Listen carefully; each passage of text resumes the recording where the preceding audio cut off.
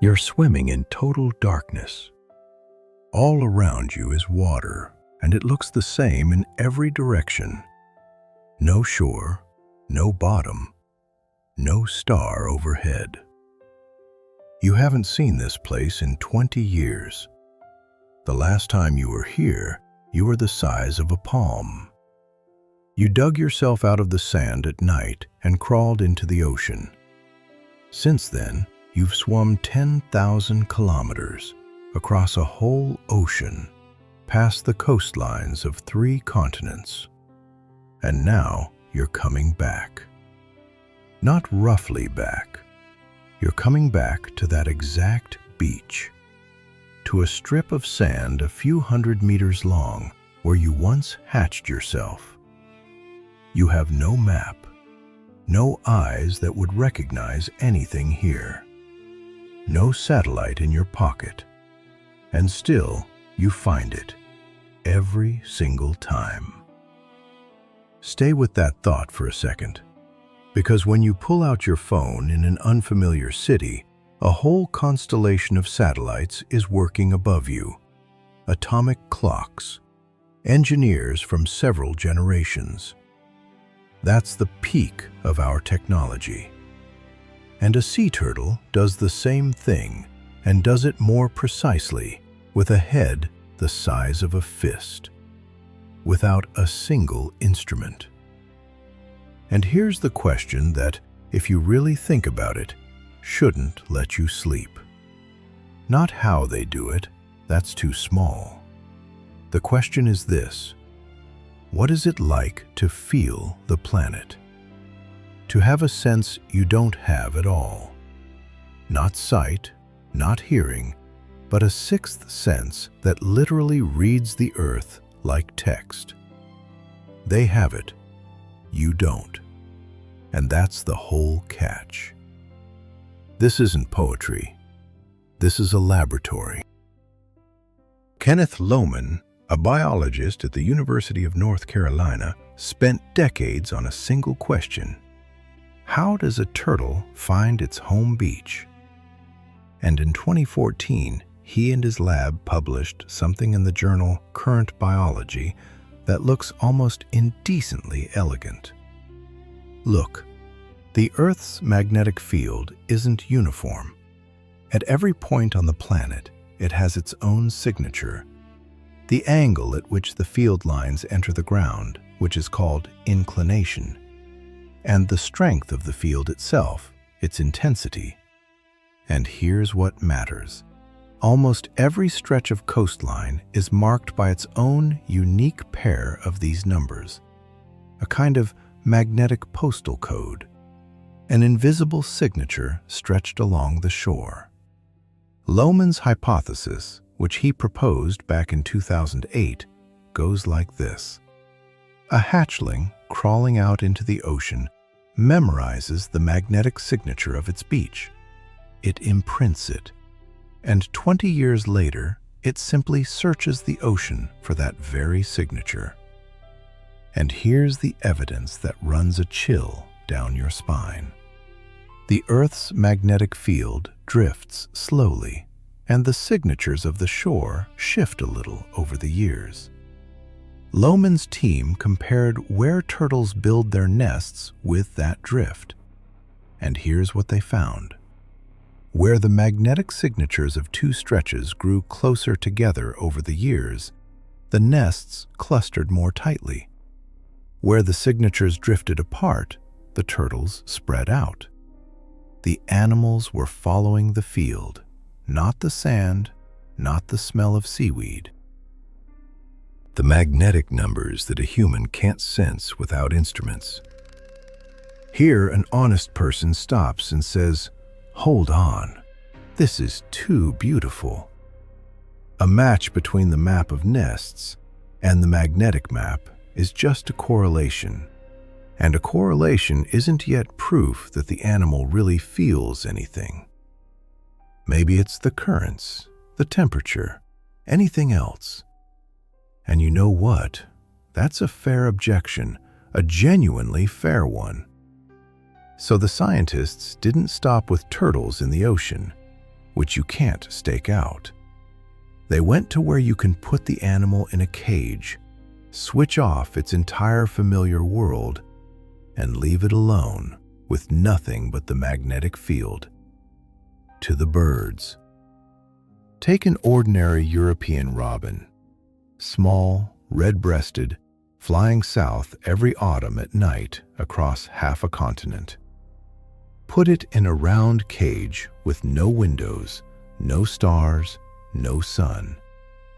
It still starts beating toward one direction, the direction it needs to fly. And now the trick. They place coils around the cage and carefully rotate the artificial magnetic field, and the bird turns to follow it. It reads the field, full stop. But here's the strangest part. Where is this compass in the bird? It seems to be in the eye. In the retina, there's a protein, a cryptochrome, type 4. And in 2021, a group of researchers published a paper in Nature. They isolated this protein from a robin and tested it in a test tube. It responds to a magnetic field. And the same protein from a chicken and a pigeon, birds that don't need long-distance night navigation, responds more weakly. In the migratory robin, the molecule is tuned more finely. Think about what that means. The bird may not feel the field with its body. It seems instead to see it. The magnetic field may show through right on top of the picture of the world.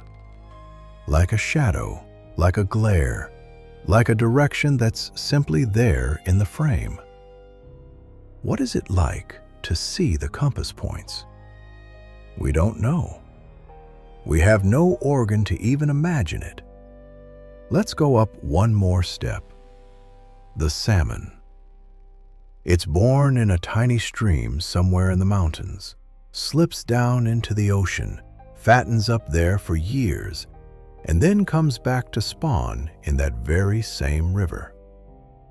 And here, nature does something an engineer would be ashamed of.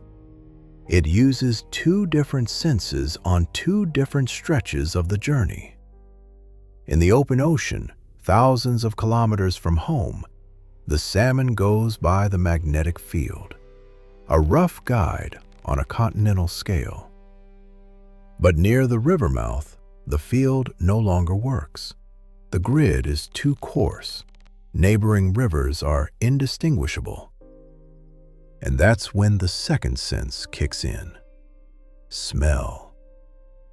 The biologists Dittman and Quinn showed back in the 90s, as a juvenile in a strictly defined window of its growth, the salmon memorizes the smell of its home stream. A bouquet of dissolved substances unique to that place. Years later, near the coast, it catches that smell out of a million others and climbs home by it. The magnet brought it to the door. The smell found the right door. And one more step, so you don't think it's about brain size. The monarch butterfly, a brain the size of a pinhead. In autumn, millions of monarchs fly from Canada to Mexico, across 2,500 kilometers, to a forest none of them has ever seen. Because the ones flying are the great-grandchildren of the ones who left it in spring.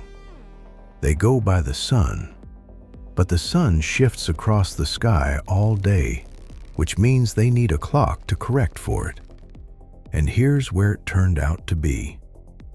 Stephen Reppert's team in 2009 in the journal Science showed that the monarch's clock is in its antennae, not in its head. The researchers painted the butterfly's antennae black, and the compass broke. They removed the paint, and it corrected itself. The navigator's biological clock lives in the antennae of an insect. And now let's come back to the turtle, to one specific turtle. Picture a female. She's about 30. 30 years ago, on a night just like this, on this same beach, she crawled out of the sand as one of 100, and almost certainly the only one who survived.